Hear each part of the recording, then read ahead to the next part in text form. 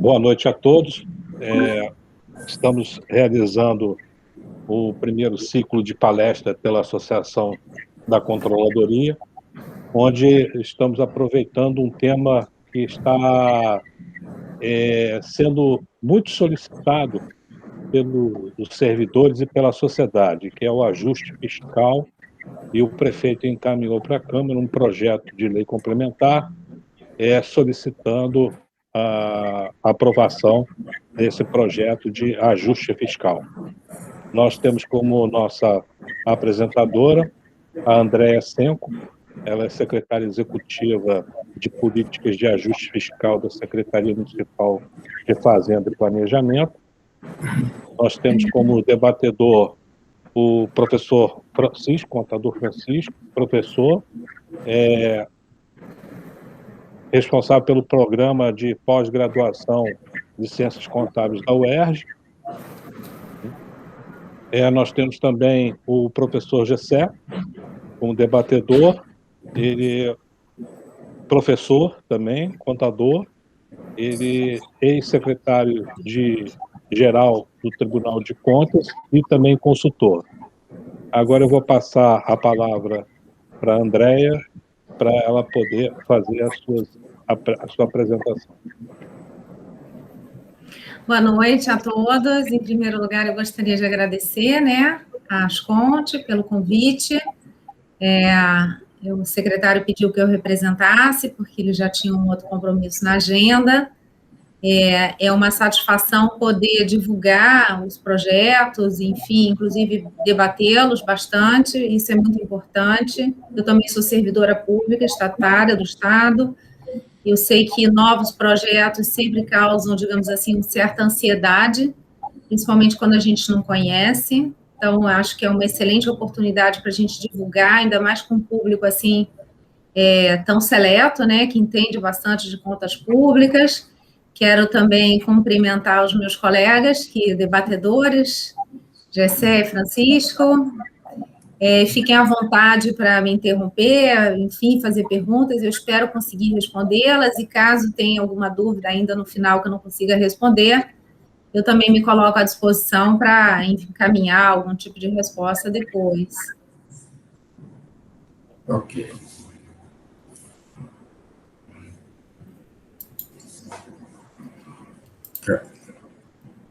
Bom, eu vou compartilhar, então, a apresentação.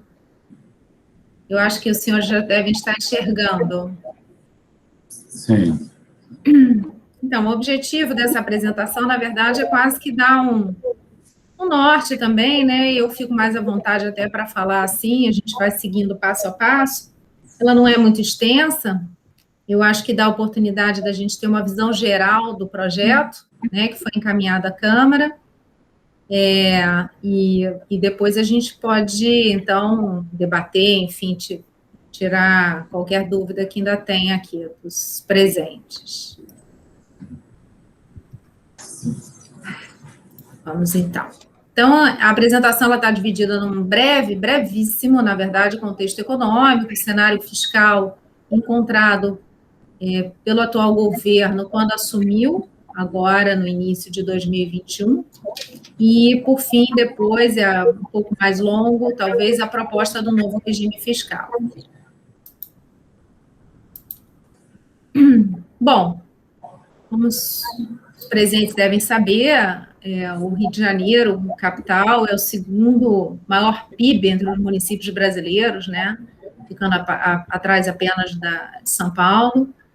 E a partir de 2014, mais fortemente até em 2015, digamos assim, começamos a ver uma queda na atividade econômica. Muito também essa queda foi devida porque houve uma aceleração anterior às obras todas que nós tivemos aqui no Rio, por conta da Copa, do Mundo, das Olimpíadas.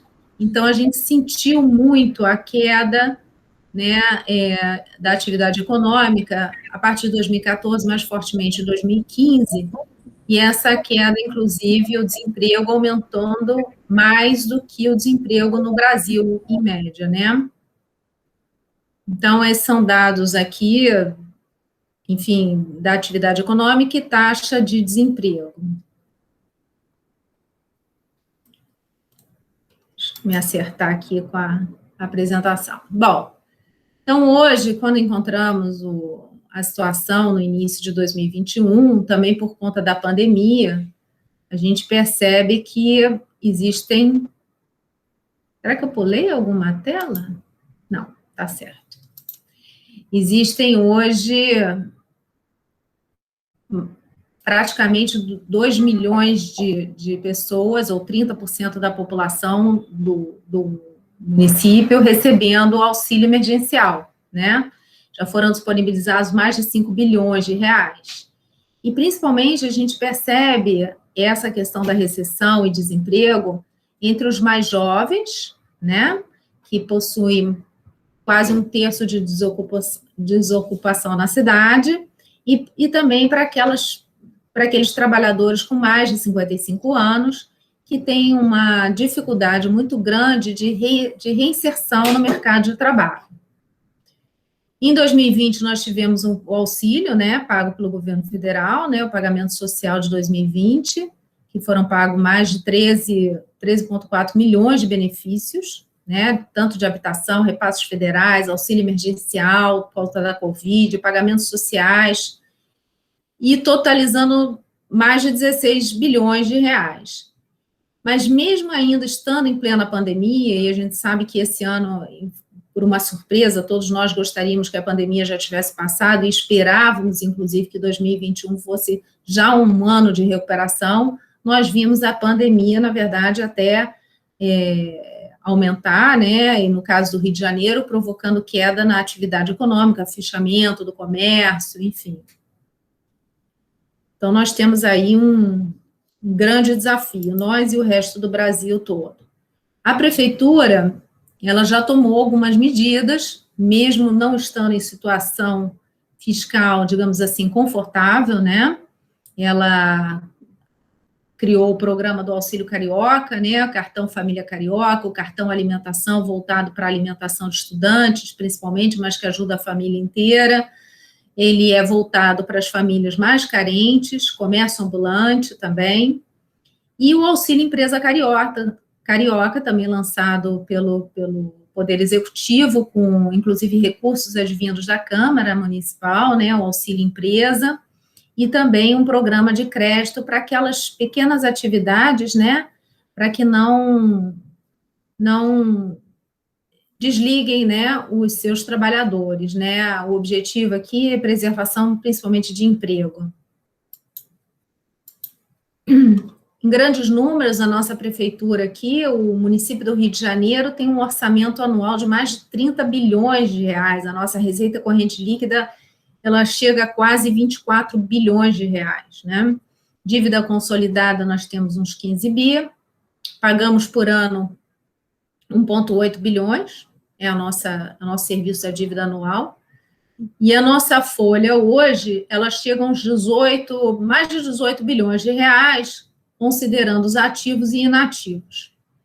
Em investimentos, nós temos programado cerca de 718 milhões. Em números de servidores, essa é sempre uma dúvida cruel, né, na administração pública, esses números são tão gigantes, normalmente, que a gente sempre fica na dúvida do número exato. Eu ouvi, semana passada, 211 mil, mas aqui na apresentação, de todo jeito, são cerca de 200 mil, divididos entre ativos e inativos, inativos chegando a quase 90 mil, e o restante servidores ativos.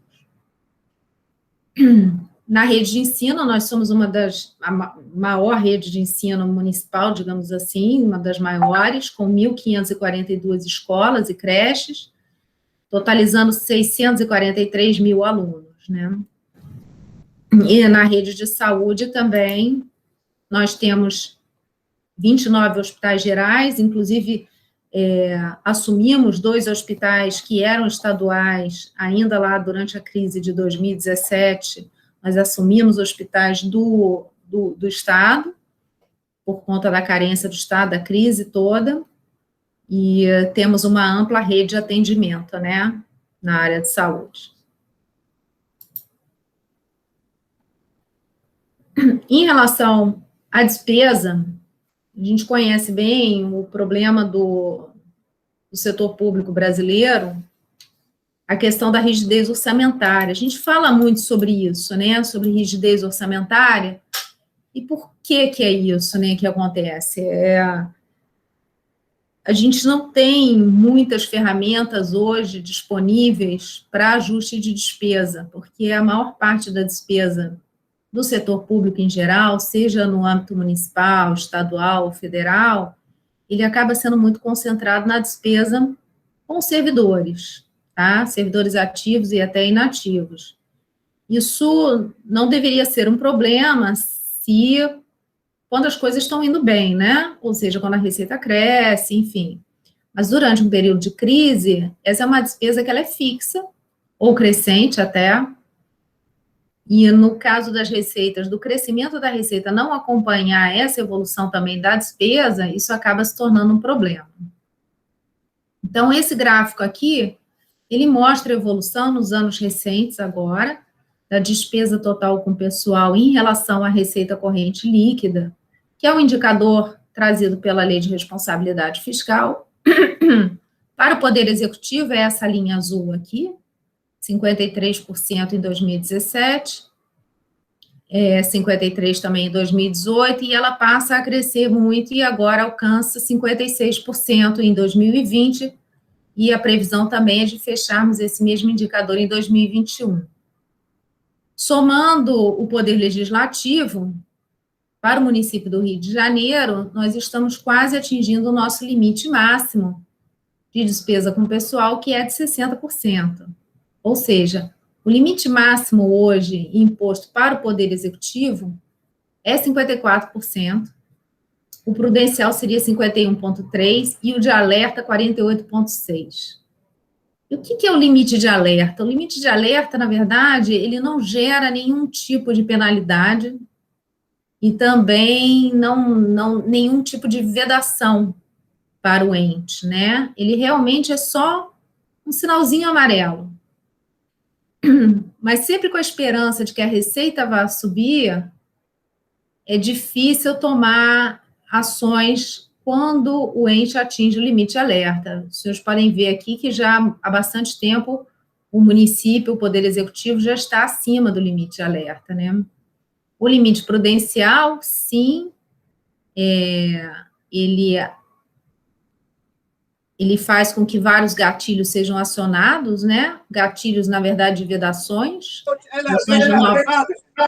Macia. Alô? Alguém? Por favor, fechar os microfones. Bom, vou continuando aqui, então.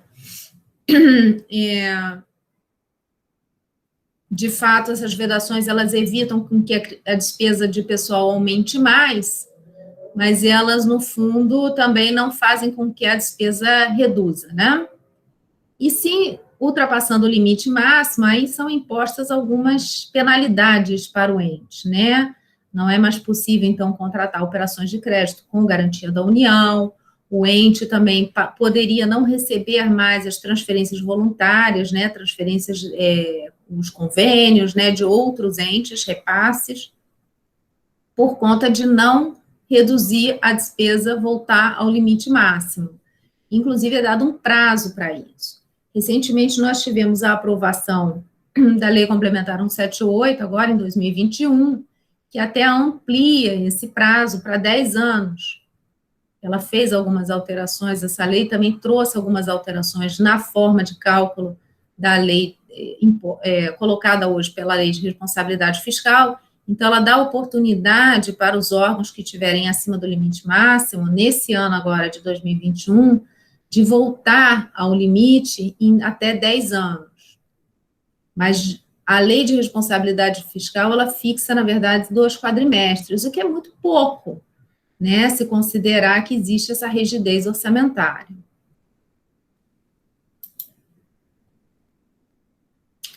Esse aqui é um comparativo, no caso do município do Rio, entre receita, que é esse primeiro círculo aqui, essa primeira pizza, né, o gráfico de pizza, onde a gente mostra que das nossas receitas, só 14% que é indexado ao IPCA-E.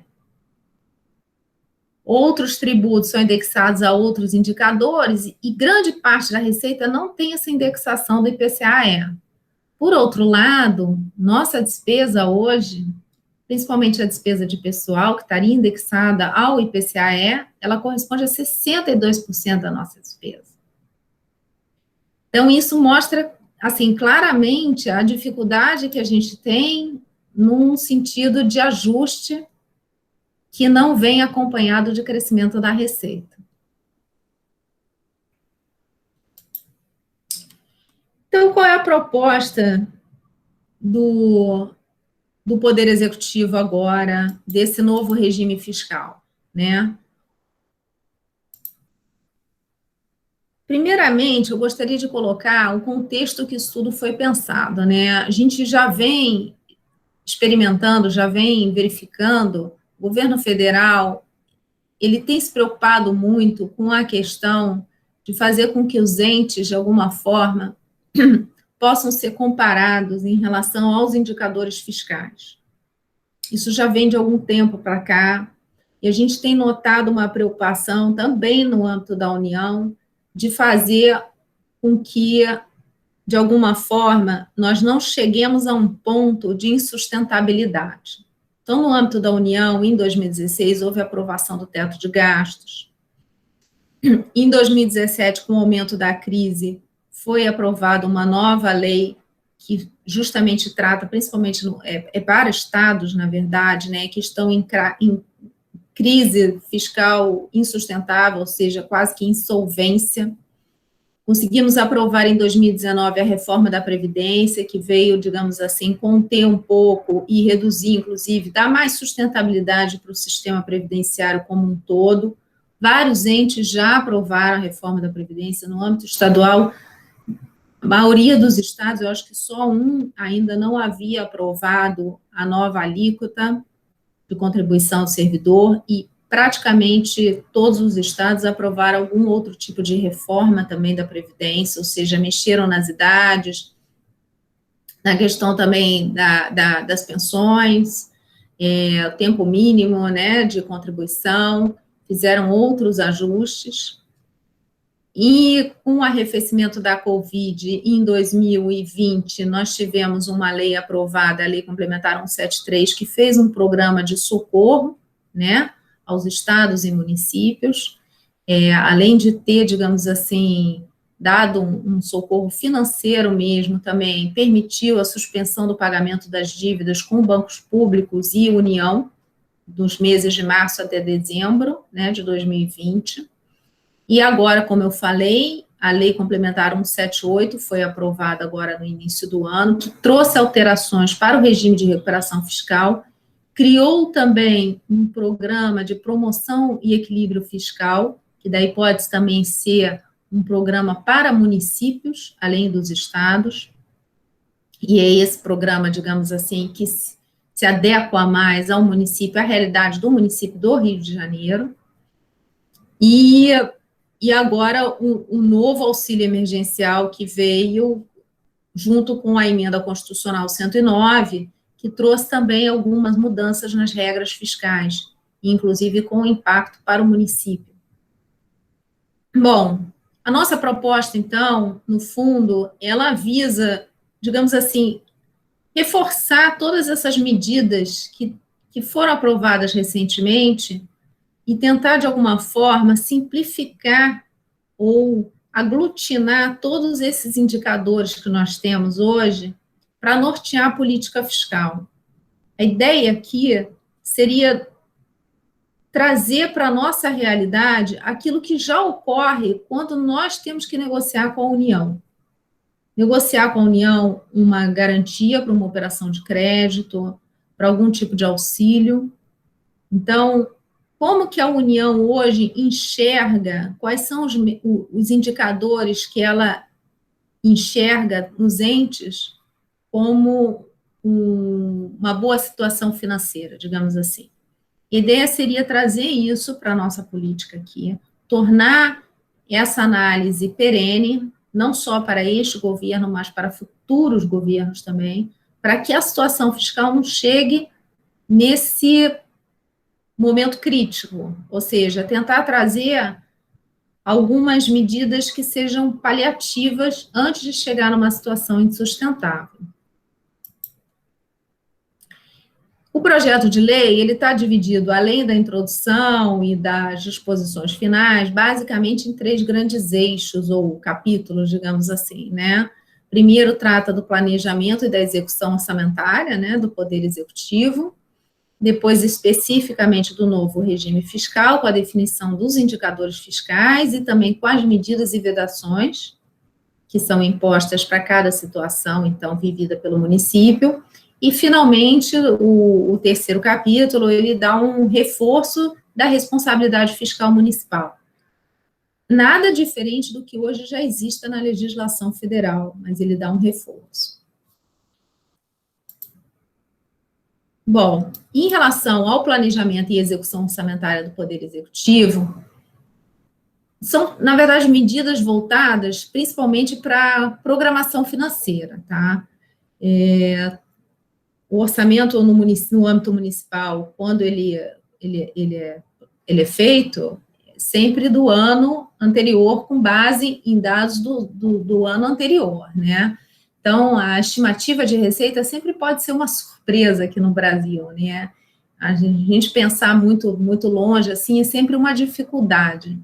Então, quando se abre o orçamento, quando se inicia, né, a execução orçamentária mesmo do ano, aqui no município já existem regras, nesse governo, de controle da execução orçamentária. Então, em primeiro lugar, o contingenciamento é contingenciamento, digamos assim, para valer, né? E ele é dividido em repasses duodecimais. Então, qualquer antecipação dessa cota duodecimal, ela tem que passar por todo um processo de verificação. Tem todo um rito hoje que o governo faz, que esse governo faz, que ele tentou introduzir isso como uma gestão permanente para o futuro também. Ou seja, o órgão, ele pode até solicitar uma antecipação da sua cota, mas o valor total do ano não poderia ser alterado. Isso parece uma regra super simples, né? Para todo o público que está assistindo, que conhece bem a parte contábil, orçamentária, vocês são os expertos nesse assunto, isso parece uma coisa tão óbvia, às vezes, por que colocar isso numa lei? Porque nem sempre, por incrível que pareça, é feito assim. Então, é muito importante trazer essas regras de boa gestão fiscal para uma regra que seja perene para o município, né? Pensando no município daqui para frente também. Então, a mesma coisa dos contratos, as prorrogações, também não pode fazer um termo aditivo de acréscimo de valores. A gente trouxe isso, e isso são dispositivos para o caso de fazer com que a execução orçamentária, ela de fato não ultrapasse, não chegue num estágio que depois a gente não tenha mais como pagar, né, as despesas. Essas são regras colocadas para a execução orçamentária, dentro do projeto, né? Em relação ao novo regime fiscal, o que nós trouxemos de diferente aqui? E é diferente, talvez, para o município, não é diferente hoje nas regras fiscais que já existem no âmbito da União, né? Então, nós trouxemos os indicadores da CAPAG, né, que é a capacidade de pagamento que foi desenvolvida. Isso foi feito pela Secretaria do Tesouro Nacional. Eu acho que a CAPAG para municípios existe desde 2017 ou 2018, se eu não me engano, e a ideia foi justamente trazer indicadores que fossem fáceis de mensurar, que houvesse grande transparência também na forma de cálculo deles, e que eles também fossem muito simples de serem aplicados. Então, quais são esses indicadores, né? O indicador de endividamento, de poupança corrente e de índice de liquidez. Mais para frente eu vou mostrar mais ou menos como é que a gente calcula calcula isso. A posição que nós almejamos como governo atual é chegar à posição B. Nós já fomos B, tá? A posição nossa atual é C. E com a posição C ou D, né, que é a pior de todas as notas, o ente não pode fazer operações de crédito com garantia da União. Então, mesmo numa situação de crise, o crédito é caro, digamos assim, porque fazer uma operação de crédito sem garantia firme da União é a mesma coisa que contratar dinheiro muito caro, né?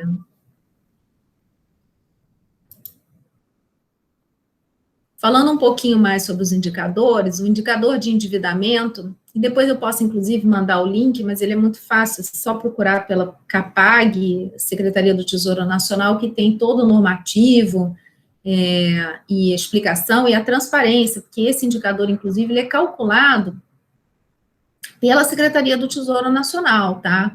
Ele é calculado com base nos dados que nós informamos, que o município e os estados informam através do SICONF, que é o sistema lá que eles têm, que todo mês nós temos que encaminhar as informações, bimestralmente, quadrimestralmente, inclusive todos os nossos demonstrativos hoje da Lei de Responsabilidade Fiscal, eles são armazenados ali, é um grande banco de dados, super transparente, é possível para qualquer cidadão olhar os dados enviados de qualquer ente.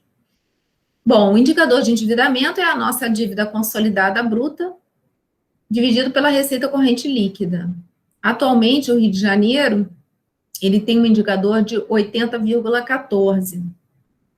80,14, por que eu botei aqui a letrinha B do lado, né?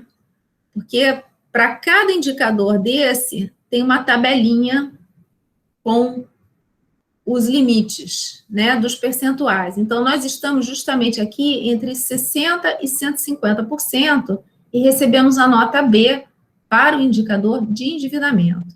Esses são dados de 2020, tá? Fechados agora. O indicador de poupança corrente seria a nossa despesa corrente em relação à nossa receita corrente ajustada. O que é isso, né? É dizer se, com a nossa receita corrente, que é de fato aquilo que a gente pode gastar, a gente sobra ainda um pouquinho de recurso para outras despesas, até que sejam despesas de investimento. Esse indicador é importante dizer também que ele aparece agora na Emenda Constitucional 109, né, que foi feita agora em 2020, que cria também alguns mecanismos e gatilhos, no caso da despesa corrente, ela estar, em relação à receita corrente, estar mais do que 95%. Bom, no caso da poupança corrente, nós estamos com 98,97%, ou seja, a nossa receita corrente ajustada, ela quase não consegue pagar, ou paga totalmente, é totalmente utilizada para gastos correntes, né, com despesa corrente. E relativamente a esse indicador de poupança corrente, é importante falar que ele leva em conta não só o último exercício, mas os 3 últimos exercícios, dando um peso maior para o último exercício. Então, essa, digamos assim, a gente vai carregar ainda um pouco, no próximo exercício, no ano que vem, né, no outro ano, nós ainda vamos carregar o resultado de 2020, 2019. A gente sabe que, né, foram anos difíceis. E até o ano de 2021, a gente espera que melhore daqui para frente, mas sabemos também da dificuldade dos desafios do ano de 2021. Em relação ao indicador de liquidez, seriam as nossas obrigações financeiras em relação à nossa disponibilidade de caixa bruta. Nós fechamos o ano de 2020 com um resultado muito ruim de caixa, com muitas obrigações a pagar, inclusive todos sabem que nós deixamos em aberto, inclusive o pagamento do 13º, né, o 13º salário dos servidores de 2020 está em aberto ainda, parcela, eu acho que expressiva, ainda não recebeu na integralidade.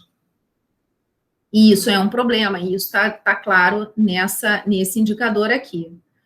Bom, então nós temos uma nota B, 2 notas C dos indicadores. nós nos enquadramos aqui nessas demais combinações de avaliações parciais que dá o final da nota C para um município. Olhando para essa tabela, a gente pode ver que o grande indicador aqui, que vai nortear, digamos assim, a nossa nota final, que é o grande desafio que a gente tem, é o indicador de poupança corrente. Porque o indicador de poupança corrente, uma vez ele não estando nem A nem B, a nossa nota não poderá ser A ou B. No fundo, ele determina tudo o resto.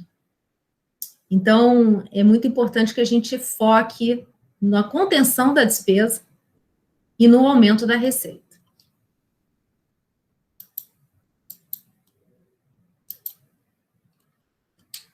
Bom, uma vez feita a nota final, o projeto de lei, ele traz um rol de medidas, que são medidas de despesa, de receita, que são 21 no total, e também traz um rol de vedações, que são 7 no total.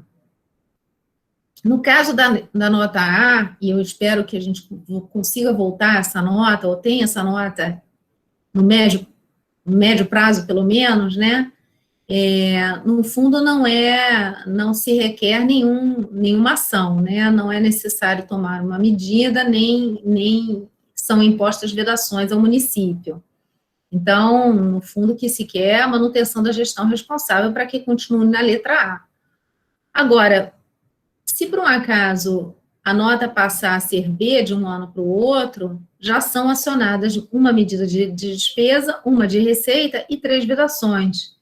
E é isso que é importante, porque esse acionamento, né, digamos assim, a tomada de ações, ela não pode esperar a situação se degradar de tal forma que depois fique muito mais difícil para voltar. Então, é importante que tenham justamente esses gatilhos ao longo do tempo para tentar fazer com que a situação se reverta rapidamente. Então, naturalmente, quanto pior a situação, a avaliação final do município, mais medidas serão necessárias para que a gente volte a ter uma situação fiscal melhor. Falando um pouquinho mais sobre as medidas, né, as 21 medidas impostas, é possível que essa letrinha esteja bem pequena para os senhores, não sei se todos conseguem enxergar. Também não são medidas de terrorismo, assim, né, são medidas que já estão previstas em outros normativos, né, e que, inclusive, pretendemos fazer, e é saudável que sejam feitas, né, na opinião do governo.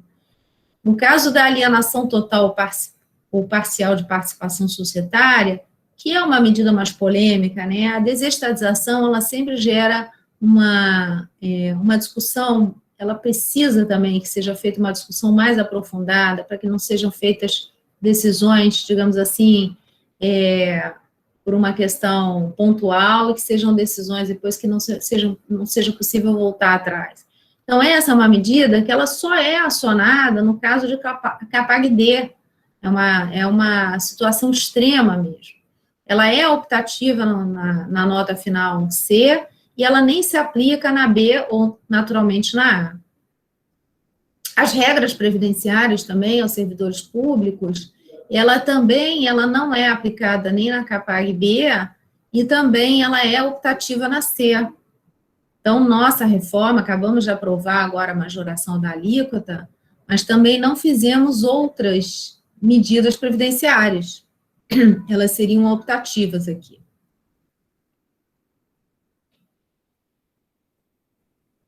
Desculpa. Bom,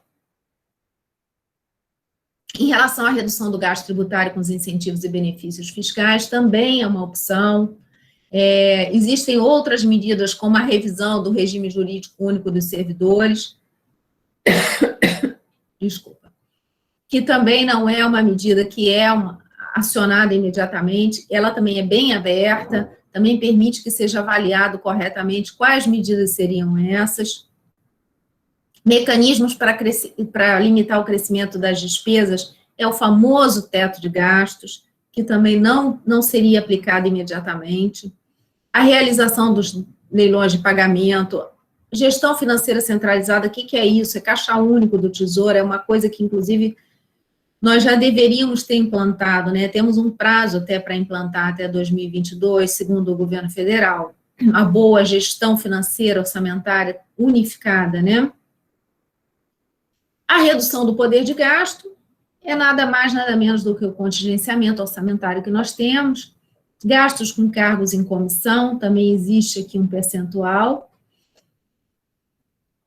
A contagem de tempo para a composição de período aquisitivo necessário para a concessão de triênios e licenças, ele se aplicaria no caso da nota final C ou D. Atualmente, essa suspensão ela já ocorre por conta da Lei Complementar 173, né? O auxílio da União, uma das contrapartidas foi justamente que houvesse esse congelamento. Talvez essa seja uma das medidas mais polêmicas aqui do rol de medidas.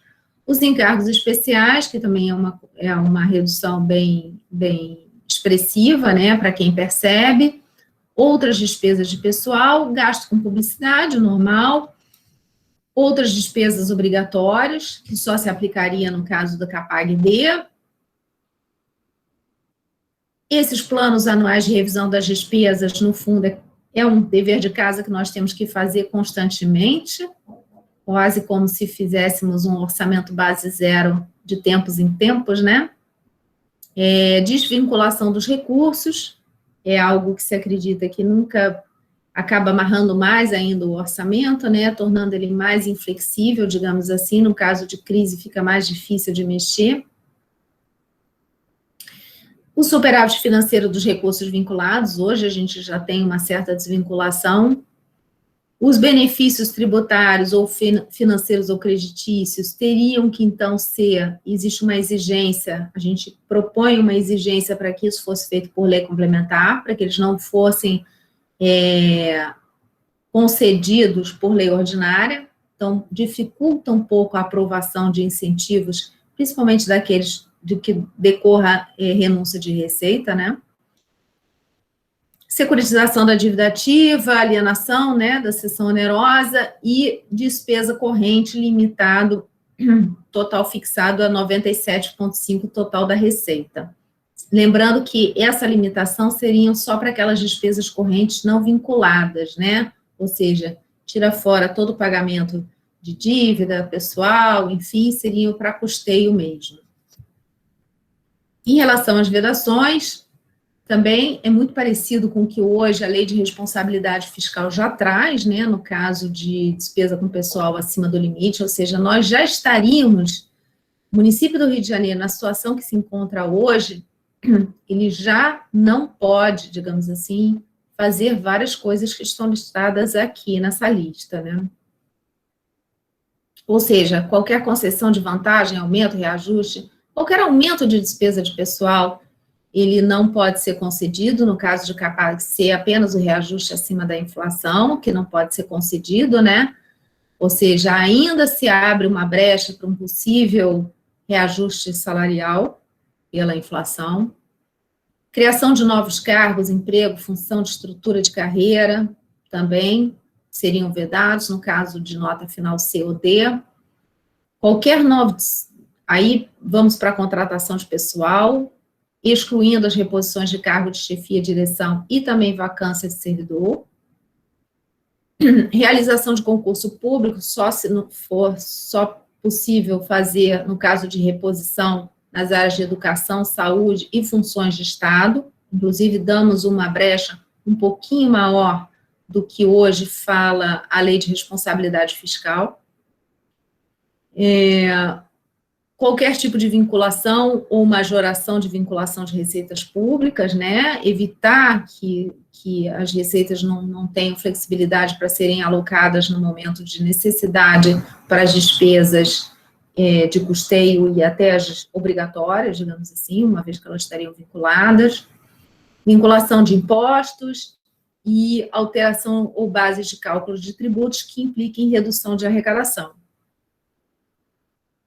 Então, essas seriam as vedações impostas. Fechando o projeto de lei, nós temos alguns artigos, né, algumas disposições no projeto que falam sobre a responsabilidade fiscal municipal, que vigoram independente da nota, digamos assim, da nota do novo regime, né, da nota final. Então, é colocado que no prazo de 4 anos, a cada 4 anos, os benefícios financeiros, tributários e creditícios devem ser revistos, isso é importante. A emenda constitucional 109 também trouxe isso no âmbito da União, inclusive colocou uma meta de redução, que não é feito no nosso caso aqui. E essa próxima regra é uma regra que já existe, é o famoso artigo 42 da LRF, que veda, na verdade, no último exercício de mandato, que sejam contraídas despesas sem que haja disponibilidade de caixa para pagamento. Então, nós estamos propondo que essa vedação ela já valha para os 2 últimos anos, 2 últimos exercícios do mandato. E é reforçado lá que não a adoção das medidas ou vedações impostas por esse projeto de lei configura-se crime de responsabilidade fiscal, reforçando, digamos assim, a necessidade de que a lei seja cumprida, que também nada mais que deveria ser esperado, né? A lei aprovada naturalmente. Ainda estamos falando do projeto aqui. Esse aqui é um resumo, na verdade, do novo regime fiscal. Então, aquilo que nós falamos é um regime com medidas corretivas e preventivas. O objetivo maior é a retomada da capacidade de investimento do município. Também garante acesso para novos empréstimos. Corrige, digamos assim, as distorções orçamentárias. Essa verificação periódica dos benefícios tributários, ela de fato consegue comprovar se eles estão trazendo mais receitas ou são só desoneração, né? Ou seja, só deixamos de receber a receita. Temos que também ter sempre em mente que precisamos estar ajustados em relação entre receitas e despesas. Ele impede, ou pelo menos dificulta, uma gestão financeira temerária. Tenta promover a desvinculação, desindexação, desobrigação, dá maior flexibilidade para a gestão fiscal. Tudo isso que estamos propondo não saiu da nossa cabeça, não saiu da nossa imaginação, é algo que já existe e já é utilizado pelo Tesouro Nacional. E com isso, de alguma forma, procuramos garantir a estabilidade financeira, né?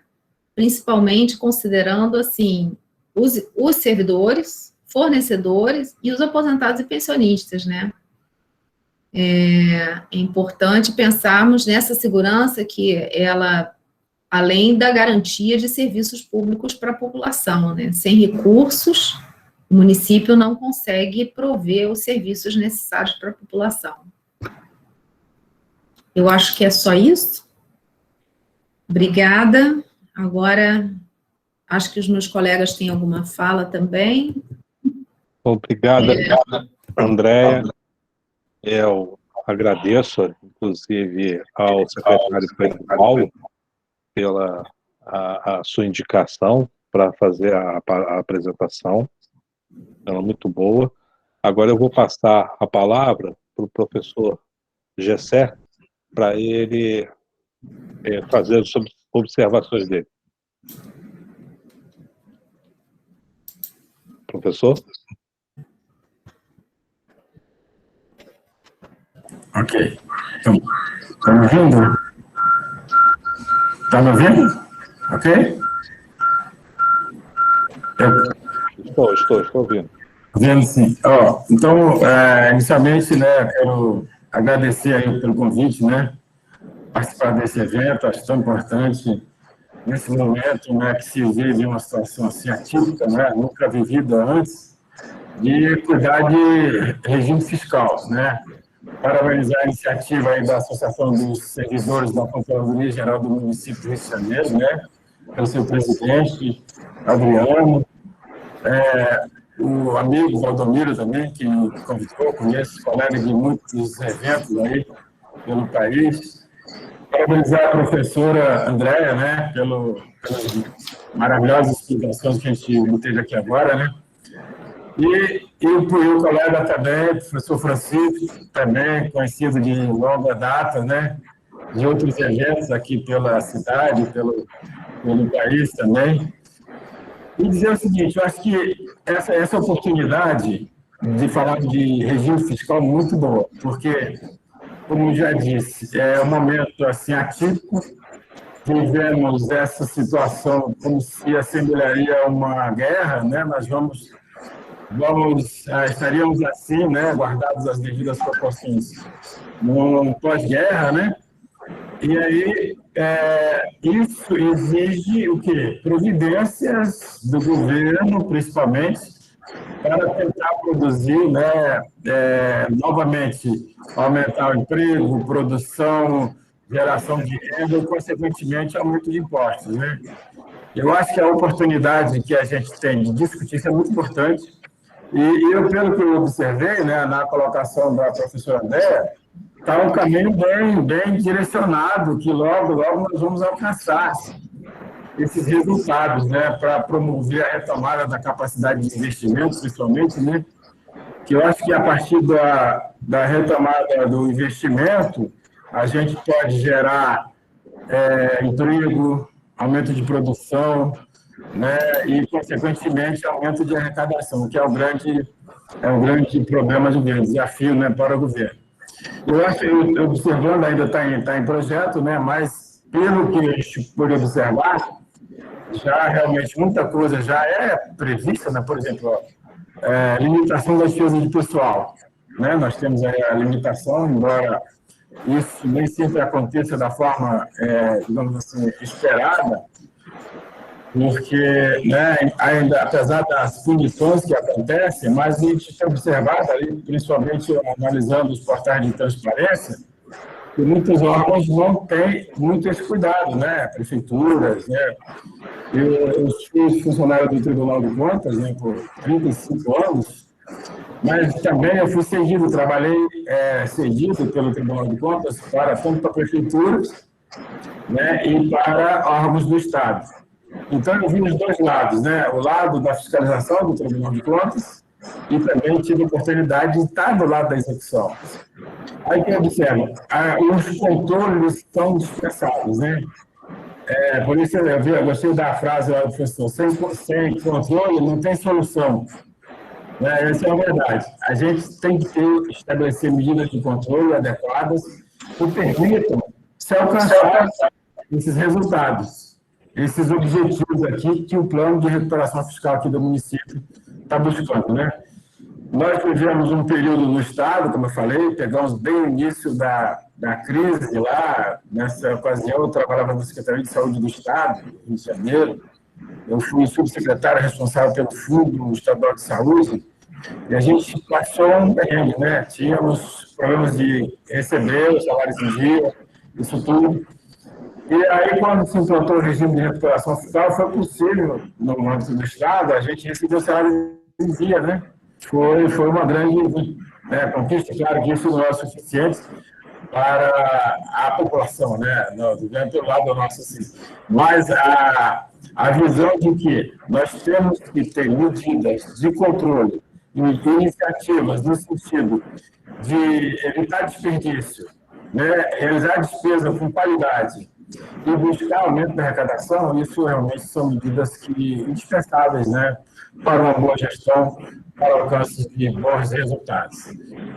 Eu queria destacar isso, né, parabenizar novamente e passar aqui a palavra, né, retornando aqui para o professor, nosso presidente, Adriano, para ele dar continuidade. Obrigado. Obrigado, professor Essé. Agora eu vou passar a palavra ao professor Francisco José, coordenador do programa de pós-graduação da UERJ, sobre o novo regime fiscal. Boa noite a todos. Cumprimentando Adriano, cumprimento os colegas da Controladoria, toda a audiência.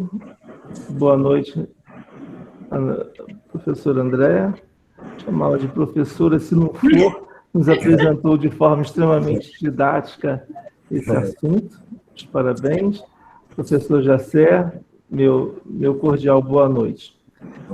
Parabenizo o governo, né, que a senhora aqui está representando, porque ao longo dos 20 anos que eu fui da Controladoria Geral do município, não foi normal, né, Adriano? Você que esteve comigo, foi comigo esse tempo todo, funcionário, no tempo que eu estive presente, termos a presença de representantes de outra secretaria esclarecendo a associação assuntos relevantes do governo que dizem respeito ao controle e à sociedade de uma forma geral.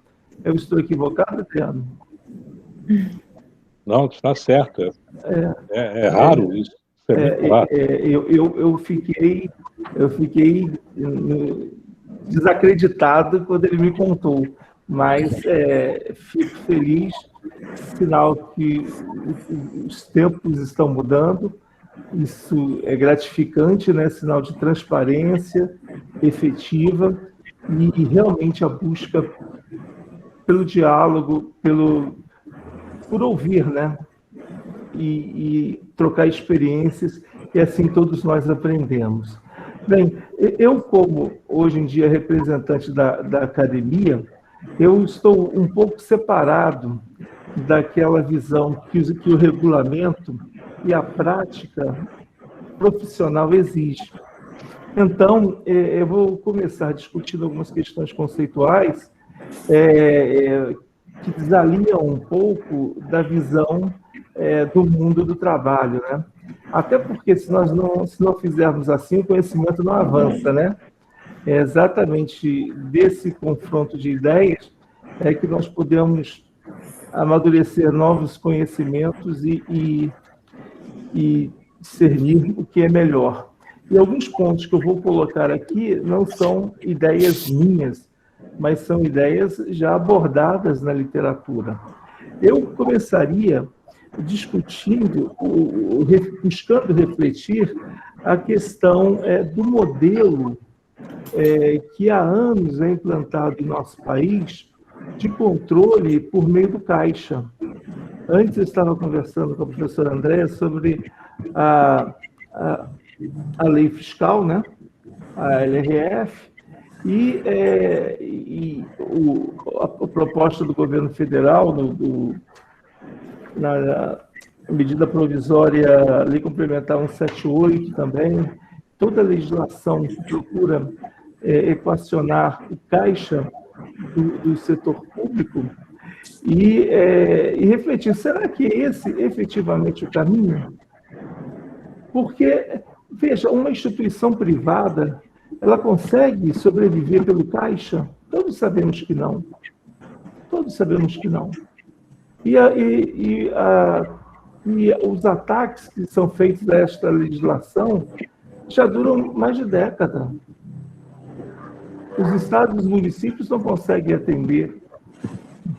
O que há por detrás disso? Porque nós sabemos, como uma empresa, como se fosse uma empresa, que a administração do Caixa é de curto prazo. Ela não consegue resolver os problemas de uma organização nem a médio, nem a longo. O que seria necessário aí é uma reestruturação de gestão. Vamos por partes. Como uma organização empresarial trata a questão do fluxo de caixa? Ele faz o fluxo de caixa projetado, não é? Nós sabemos todos, lidamos com a contabilidade no dia a dia, e por certa senhora, o GC, todos nós sabemos que uma organização ela lida com as demonstrações contábeis e com fluxo de caixa para decidir o seu processo de investimento. E se ela não consegue fazer o fluxo de caixa projetado e verifica lá na frente que vai dar prejuízo, ela agora tem que mudar seu processo de gestão para se adaptar à realidade que ela vai encontrar lá na frente. Todos os normativos contábeis que adotamos hoje no Brasil, adaptados do CPC, né, os pronunciamentos contábeis, todos, sem exceção, apontam para a necessidade de transparência nas demonstrações contábeis e a necessidade da demonstração de fluxo de caixa para apoiar o processo decisório do tomador de decisão. E entre esses tomadores de decisão, nós temos quem? Os credores. Então, elaborar fluxo de caixa futuro que demonstrem se a tendência é termos fluxos de caixa negativo. Por que não fazer e apontar se daqui a 15 meses a prefeitura vai ter esse fluxo de caixa? Por que esperar que o índice aponte daqui a 8, 9 meses que a situação vai estar ruim? Se eu hoje já consigo projetar essa situação. E nós conseguimos isso. O balanço patrimonial do setor público ele já pode apontar as obrigações vencíveis a longo prazo e a curto prazo. As receitas, você pode estimar com o mínimo de confiança. Então, não é algo absurdo. E esta parte da legislação que trata do controle da execução orçamentária, eu achei muito bem construído dessa proposta, né? Programação financeira e controle da execução orçamentária. É típico de um planejamento de fluxo de caixa. É típico. Então, o que me passa é que se você consegue projetar o fluxo de caixa, muitas das normas que hoje existem perdem sentido. Um pouco antes de nós iniciarmos aqui a nossa conversa, nós três estávamos conversando da nossa situação em 2017. Somos todos servidores estaduais, né? O que foi aquela crise de ficarmos sem salários, né? E eu estava comentando o quanto eu gostaria do último dia do mês eu saber qual era o fluxo de caixa do Estado, porque se eu soubesse o fluxo de caixa do Estado, eu ficaria menos ansioso em saber se no dia 15 eu ia receber salário ou não. Mas era exatamente a única informação que me interessava, eu não tinha. Nós não tínhamos, nós não tínhamos. O que estava disponível? Anexos da LRF de 3, 4 meses atrás. Isso não me interessava mais nada. O servidor público queria saber se ia ter dinheiro para pagar a conta de luz no mês daqui a 15 dias. Então, a posição do caixa é que manda. E a posição do caixa está numa demonstração de fluxo de caixa projetado. E, nesse sentido também, eu queria discutir, refletindo também, a questão da adoção do índice. Eu entendo que tenhamos que cumprir aquilo que o governo federal impõe, porque é ele que está disponibilizando o dinheiro. A regra é dele. Quem quiser que aceite. É assim no mundo inteiro. Porém, esse índice, ele atende ao interesse do governo federal. Até para o governo federal dizer o seguinte, olha, eu sou impessoal na concessão do crédito. Se foi cumprido as regras, e as regras se demonstram pelo cumprimento desses índices e das legislações subjacentes, né, as vedações, né, e é o que está no artigo 21 da nossa lei, praticamente, né, do nosso projeto de lei. Se isto é executado, eu estou isento, eu não estou privilegiando os que são meus amigos, eu estou sendo, como eu reitero, imparcial. Perfeito. Esse é o lado do governo. Agora, do meu lado, como tomador de recursos, eu vou atender, mas eu não posso ficar restrito a ele. Eu tenho que cumprir uma série de ações que levarão ao atendimento daquilo que o governo federal pede. Mas eu não posso agir só em função dessa necessidade e dessa premissa. Até porque o índice, ele é sempre passado. O índice não te aponta o futuro. Quando o índice sai o índice de 2020, nós estamos em maio. Nós estamos em abril. Pode ser tarde para você entrar com uma medida corretiva. Se você trabalha com fluxo de caixa projetado, no dia seguinte você sabe a posição de junho, agosto, outubro e novembro. Eu não sei se está ficando claro aonde eu quero chegar. Todo índice é uma posição de passado. Todo índice. Você pode utilizar o índice para prever futuro, usando recursos estatísticos. Tudo bem. Mas o índice em si é uma posição de passado. Por que nós, como tomadores de crédito, vamos ter que usar o mesmo índice do credor? Eu uso dele para saber se eu estou atendendo a demanda que ele me fez. Beleza. Agora, na minha gestão, eu não posso ficar dependente do índice dele. Eu tenho que verificar os índices que demonstram que o meu caixa está sendo administrado de forma correta. E, no que eu conheço, eu não sou nenhum perito em finanças, mas no que eu conheço de mundo, não há melhor instrumento que fluxo de caixa projetado, porque ele que vai te apontar lá na frente se vai sobrar dinheiro ou faltar, né? Então, esse é um ponto que eu coloco. Agora, a essa questão do caixa tem que estar vinculada à gestão. Nós todos sabemos que o prefeito iniciou a gestão com uma série de ações visando melhorar as contas do Estado.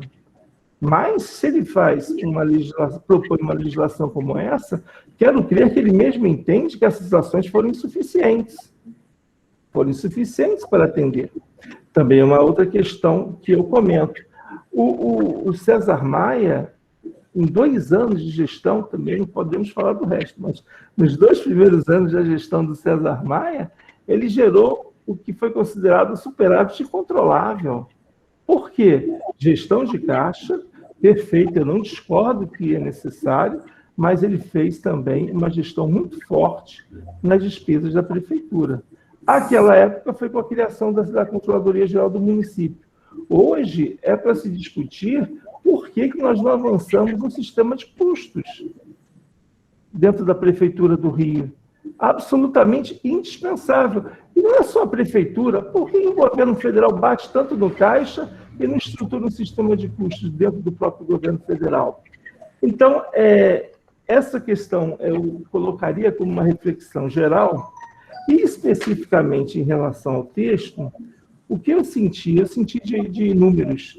Como contador, eu senti falta de números sustentando ali a proposta. Esses que a senhora apresentou no slide, talvez um pouco mais complementado, demonstrando a situação financeira, um fluxo de caixa, demonstrando a situação financeira da prefeitura e a necessidade que leva a esta proposição. Então, esses cálculos, eu entendo que seria realmente muito interessante. Já em relação às medidas possíveis, eu reparei que das 21, 7 se referem a servidores. O que, para mim, eu não sou mais servidor do município, mas fico tão tenso quanto, porque o servidor quer estabilidade, nós todos somos, ele quer estabilidade. O DEM, a visão, tem que juntar esse povo e conversar com eles. E dizer o seguinte, olha, vamos mudar tudo. Por que esperar uma sinalização de A, B ou C? Tem que mudar, muda. Chega num acordo. Não deixa. O servidor público está sofrendo desde agora. Quem sabe da lei está sofrendo. Porque ele sabe que não vai avançar mesmo. Sabe que não vai avançar. Sabe, quem conhece sabe que a situação da prefeitura não é boa. E que a tendência não é de melhorar, é de piorar. Se não houver uma melhora econômica significativa na economia do Rio, a tendência é essa. Então, por que já não se inicia todo esse processo de mudança e espera um indicador apontar que ela vai ocorrer? Eu acho que cabe essa reflexão, André, eu acho que cabe essa reflexão. E também consta no item 4 e no item 2 do artigo 21, o termo revisão no que couber. Isso aqui está muito aberto, não? É uma brecha imensa, essa expressão. O que cabe e o que não cabe, não é? A questão dos benefícios fiscais, por que não revê-los de imediato? Por que esperar? Não é? A mesma coisa das alienações societárias. Se há margem para realizar as alienações societárias, fazer logo. Por que espera? E vamos colocar isso no fluxo de caixa e vamos ver qual é o impacto que isso gera. Por que deixar para depois uma discussão que se pode iniciar agora? Não é? Então, são essas as reflexões que eu faço. E o momento exige, na minha visão de mundo, é óbvio, André, que eu não tenho uma visão de governo, e isso não é simplesmente uma questão técnica, envolve questões políticas, estratégia de governo, a realidade junto à Câmara de Vereadores, né? Seria muito simplismo até eu pensar nesse sentido, mas eu acho que essa reflexão cabe. Nós temos as contas da prefeitura, o fluxo de caixa. Eu acho que ele pode sinalizar muita coisa. E servidor público, com essa previdência que a prefeitura tem e o Estado tem, minha Nossa Senhora, que terror, não é isso. É isso. Obrigado aí pela atenção de vocês.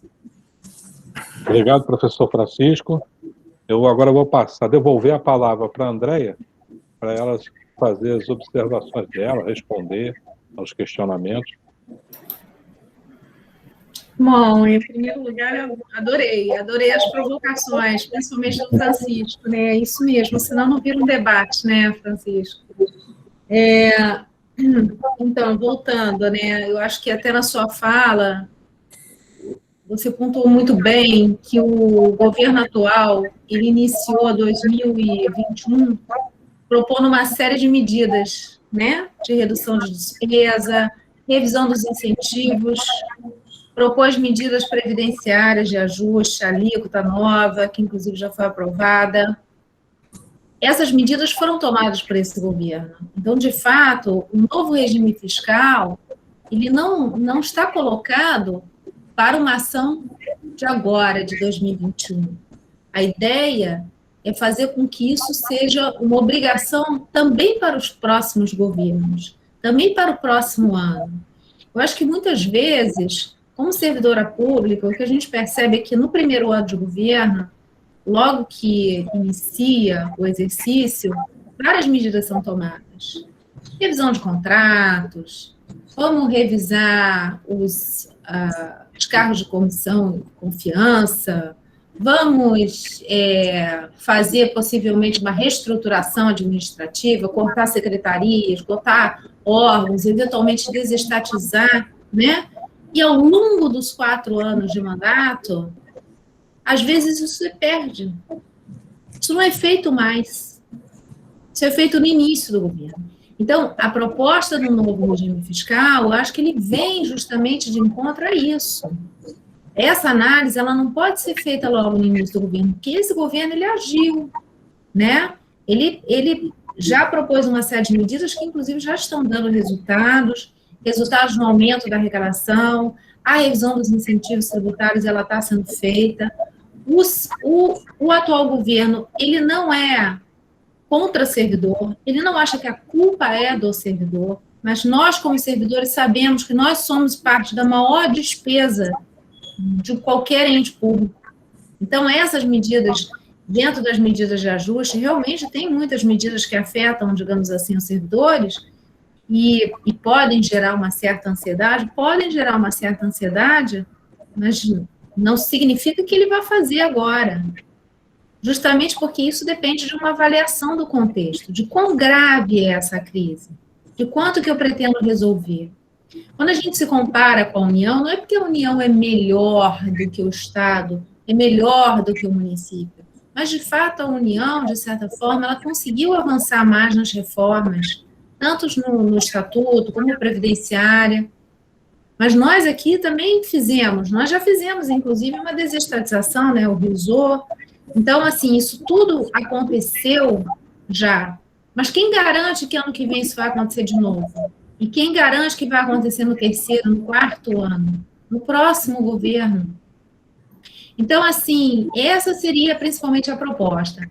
Agora, assim, no meu pensamento, assim, só para, digamos assim, debater um pouquinho a questão, né? Mas concordo em gênero, número e grau da falta de previsão que nós temos. Normalmente, nós falamos de indicadores que tratam do passado.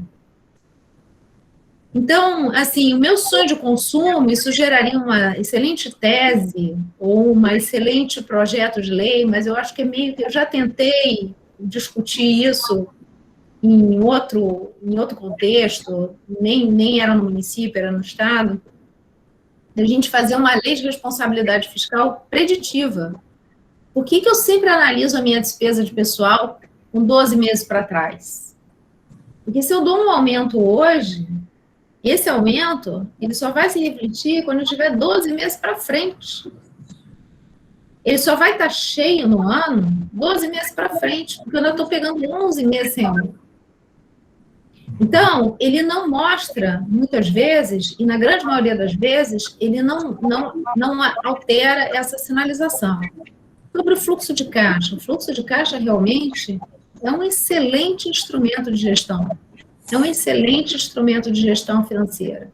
Eu acho que, da mesma forma como nós deveríamos ter esse exercício no nosso dia a dia, em casa, uma empresa, isso é imprescindível numa gestão fiscal sustentável. Mas ela parte de premissas. O cenário base está colocado, é a LOA, é a LDO.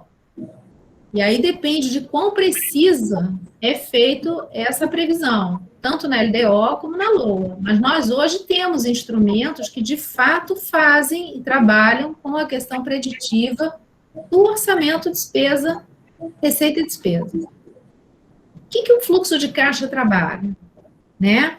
E aí já vem uma bela sinalização, eu acho, no contingenciamento do início do ano, quando ele é feito de forma séria, e que eu acredito que é feito aqui.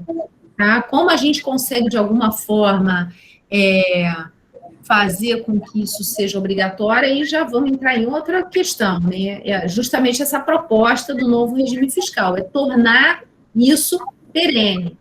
Mas, assim, você tem que construir cenários. Como é que você constrói um cenário de um fluxo de caixa diferente do que está na LOA? Eu vou fazer um cenário pessimista, eu vou fazer um cenário otimista, eu vou fazer um cenário que, se todas as minhas ações derem certo, no tempo certo, e que isso é a única certeza que a gente tem, né? É que elas nunca vão ocorrer na data que a gente quer e no montante que a gente quer. Isso é a única certeza que a gente tem. Então, o nosso cenário otimista, geralmente é aquele cenário impossível, né? E aí a gente vai descendo um pouquinho, né, a régua assim, e vai chegando em números talvez mais conservadores, mais pessimistas, às vezes até talvez. Agora, como que eu vou colocar num projeto de lei, e aí fica lançado um desafio para a gente debater, seja ele na academia, seja ele depois aqui no setor público, com o poder legislativo, com as nossas mentes pensantes, somos todos. Eu gostaria muito de fazer isso. Como colocar isso num projeto de lei, isso fique simples, transparente, que o meu fluxo de caixa futuro vai determinar as minhas ações de agora. É complicado, entendeu, Francisco? Mas eu concordo plenamente com você. Eu acho que você está coberto de razão. A gente está sempre olhando pelo retrovisor. A gente está sempre olhando para trás. E no caso de uma mudança muito brusca na situação econômica, que é o que a gente vive, enquanto é aquilo, se está tudo subindo, está tudo aumentando, está tudo bem. Né?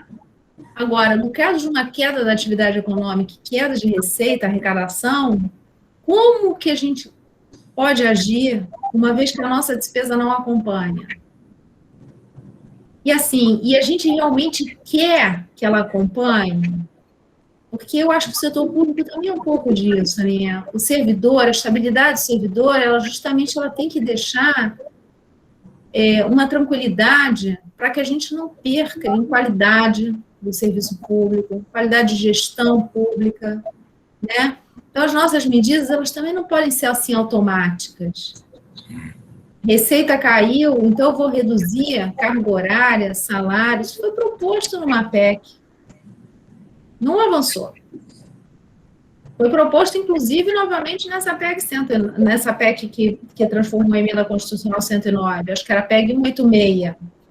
Eles voltaram com essa questão da redução da jornada, redução da remuneração do servidor e tudo. Como é que você constrói isso, né? Como é que você faz essas regras que elas sejam, de fato, isonômicas, que elas sejam transparentes, que a gente não cometa abusos?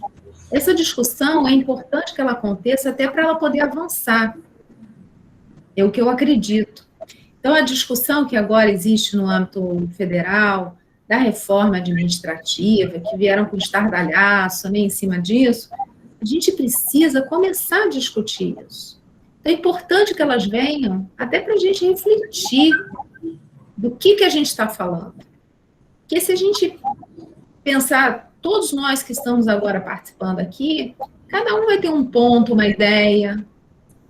Se a gente não tem oportunidade de debater isso, então, às vezes, a gente precisa trazer o problema para cima da mesa para debater. E isso é muito saudável e é muito importante. Eu acho, assim, seria ótimo, seria ideal que a gente, eventualmente, pudesse ter, talvez, mais indicadores ou mais mecanismos preditivos da nossa situação fiscal. Transformar com que eles fossem mais, digamos assim, que eles fossem obrigatórios. Mas o que eu vejo é que eles ainda dependem muito de premissas, e essas premissas, elas não são fáceis de serem unificadas, digamos assim. O que é um cenário pessimista para você pode não ser para mim. O que é um cenário otimista para mim? O que é uma receita previsível? Porque se for para fazer o que está na LOA e na LDO, ela está posta. E o contingenciamento que é feito no início do ano, ele reforça, digamos assim, a expectativa do governo para aquele ano. Então, é assim que eu vejo a dificuldade, mas concordo, a gente tem que debater, tem que discutir e, eventualmente, chegar em algum indicador que possa trazer essa visão hoje no setor público, na gestão fiscal, importante, muito importante. Em relação aos números, de fato, eu acho que essa apresentação carecia ter talvez alguns números, mais dados, né, mais informação. Prometo que na próxima, se tiver, eu trago mais informação. Os nossos relatórios estão todos lá, publicados, enfim, a controladoria do município é sensacional, publica até antes do prazo previsto, já estão com as informações lá. Realmente ela não é, às vezes, a informação que o público em geral, não estou falando desse público aqui, que é um público mais entendido, seleto, naturalmente, mas o público em geral consegue entender. Mas eu prometo que na próxima eu trago mais informação, mais dados. Peço desculpas aí. Obrigado, Andréia. Agora eu vou abrir um pouco das perguntas para os participantes. Eles desejam fazer algumas perguntas para a Andréia, ou colocar no chat, ou até fazer oralmente. Alguém se habilita?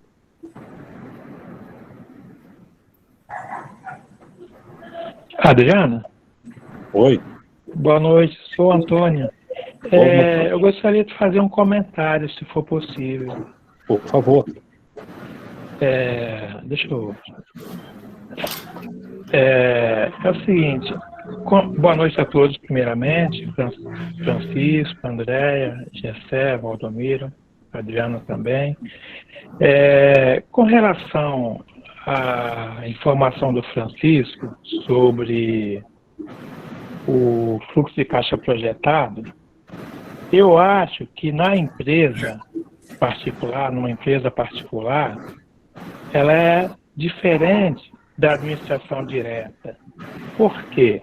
Por exemplo, na administração direta, nós temos, quando fazemos a nossa LOA, nós pegamos lá o histórico de receitas e despesas de 3 ou 4 anos para trás, e aí projetamos a nossa LOA para o ano seguinte, que vai ser aprovado em agosto ou até dezembro. Ok. Todo ano também revisamos o nosso plano plurianual de investimento, de acordo com o nosso caixa nós revisamos também ajustando o PPA. Agora, o fluxo de caixa projetado, no município, que é a administração direta, ele depende muito do cidadão pagar os seus tributos e os seus recursos. Nós sabemos que existem vários contribuintes que atrasam muito o pagamento de seus tributos, às vezes por falta de recursos ou por outros problemas particulares. Alguns não pagam porque não concordam, aí esperam ir para a justiça para discutir na justiça. Então, o próprio Estado também, às vezes, demora no repasse dos tributos para o município, a União também.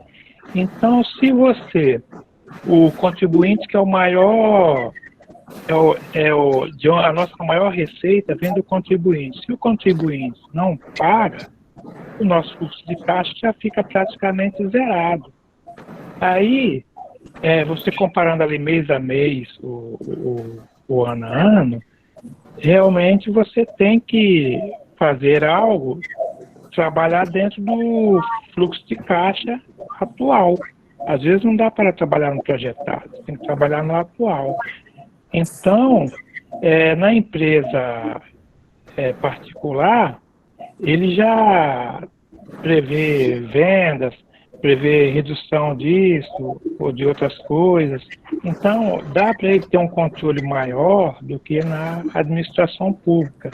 Além disso, nos últimos anos, muitas empresas foram embora da cidade do Rio de Janeiro. Estamos tentando, o governo municipal está tentando atrair novamente essas empresas de volta para a cidade do Rio de Janeiro. Tem a questão da pandemia também, que há um ano, ou mais de um ano, tem afetado muito as empresas na cidade do Rio de Janeiro, no estado como um todo. E isso é recurso que deixa de ser arrecadado, recurso que não entra no caixa, e fica realmente difícil de você lidar com essa situação. Então, temos que ter realmente perspectivas de melhoras, que principalmente essa pandemia vai embora, para que a economia volte a crescer, para que o Estado, o município volte a arrecadar, o Estado repasse recursos para o município, a União também, e o próprio município arrecade mais. Para quê? Para que ele possa ter uma condição de investir e nesse investimento gerar empregos, gerar benefícios e tornar o município um município melhor para todos nós. Esse é o meu ponto de vista. Tá bom, Adriano? Antônio, obrigado. Você tem uma pergunta? Não tenho não. Obrigado. Obrigado pela participação. Obrigado. Andréia, deixa então eu fazer algumas perguntas. Eu não vou na linha muito conceitual do Francisco, mas eu vou fazer algumas perguntas sobre o próprio projeto em si. Um pouco misto, conceitual e o projeto. Para mim, o projeto se destina aqui, a equilíbrio das contas para a gestão, ou ele se propõe para ter uma maior disponibilidade para investimento? Porque eu faço essa pergunta pelos efeitos. Ao você, por exemplo, na parte inicial do projeto, você tem a programação financeira. E a ação proposta pelo projeto, ele fala de que se você tem um controle das despesas não obrigatórias, e esse controle fugir à programação financeira, você tem algumas ações a serem adotadas. E que ações são essas? Corte de cargos e corte de encargos. Então, você tem um aumento no gasto com contratos, com compras de mercadorias, custeios, E a medida para você equilibrar essas contas, você ataca a despesa obrigatória, que é de pessoal, onde pode se atacar, que é questão de cargos e encargos. Vamos a um outro exemplo também. Você tem na poupança corrente, no indicador de poupança corrente, ele é a espinha dorsal dos indicadores. Você tem ali muitas ações. Já a composição desse indicador, você leva para ele outros componentes que eles vão inflar o seu índice, mas, ao mesmo tempo, as ações para tentar conter isso são de maioria contra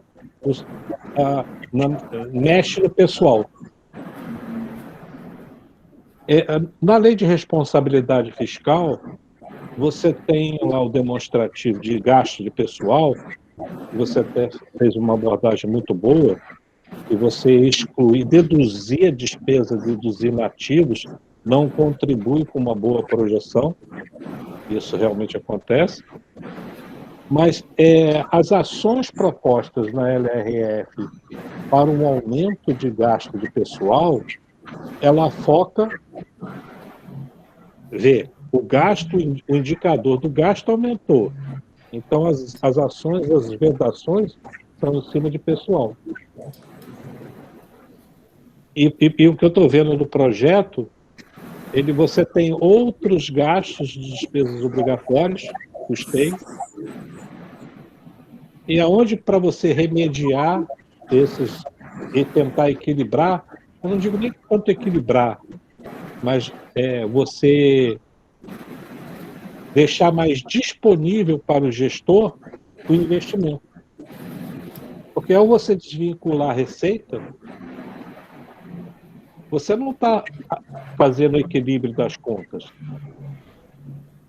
Você está desobrigando umas, mas para poder usar em outras. Não está tendo equilíbrio. Então, no meu ver, ele não está alcançando o seu objetivo, que seria equilibrar as contas, e sim atendendo à necessidade de mais investimentos. E hoje é o que a maior parte dos gestores da União, do Estado e do município reclamam. As receitas estão tão vinculadas e tudo é obrigatório que você tem uma margem de investimento muito pouco. Então, será que o projeto ele não é mais para deixar o gestor com mais poder de investimento? Agora, outra coisa, eu achava que seria uma proposta que as ações elas poderiam ser mais equilibradas. Por exemplo, se você tem um indicador que o teu gasto de pessoal está muito alto, teria que identificar onde esse gasto está alto, para combater ali. Por exemplo, eu vou dar aqui um exemplo do município. O município inflou muito o seu gasto de pessoal com serviço terceirizado, com as organizações sociais. No início, nem tanto, porque ele não era levado, esse gasto não era levado por demonstrativo de gasto pessoal.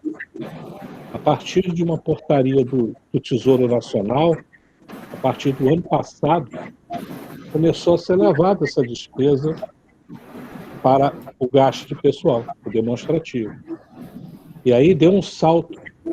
O percentual de gasto de pessoal, ele aumentou. Ao invés da proposta dizer, vamos combater, então, a terceirização, porque o que acontece no município essas organizações sociais, o que se é pago aos profissionais, geralmente é o dobro até o triplo do que o servidor público recebe. Há um desencontro nisso. Então, ao meu ver, nitidamente, a despesa com o pessoal, ela está muito inchada no serviço terceirizado. Ao invés de você combater esse inchaço, ainda mais no período de pandemia, que foi a saúde que está contratando muito, você tenta remediar com cortes no triênio, na corte da licença especial, que não é efeito financeiro agora. Né? Licença especial é para o futuro. Você corta a progressão funcional. Então, o que eu estou vendo no projeto é que algumas medidas para se corrigir um indicador que saiu do controle, ele não está atacando o problema para ter um equilíbrio.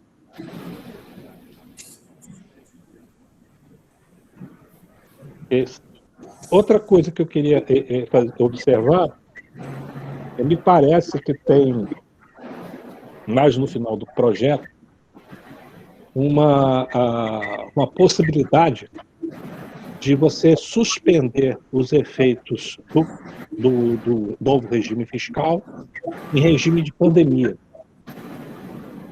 E é o que nós estamos vivendo. Aí seria uma sugestão. Em época de pandemia, as despesas com o pessoal de saúde, eles aumentaram muito para atender a pandemia. Aí você suspende, naquele período, os efeitos, mas não os indicadores. Os indicadores, na realidade, eles deveriam ser para efeito de equilibrar as contas, verificar antes da pandemia, não durante.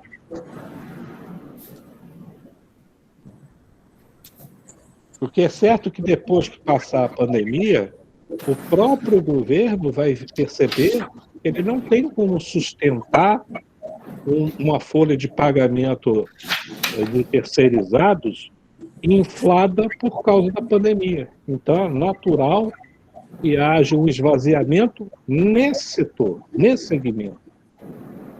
E não nas outras questões que afetam os servidores em geral.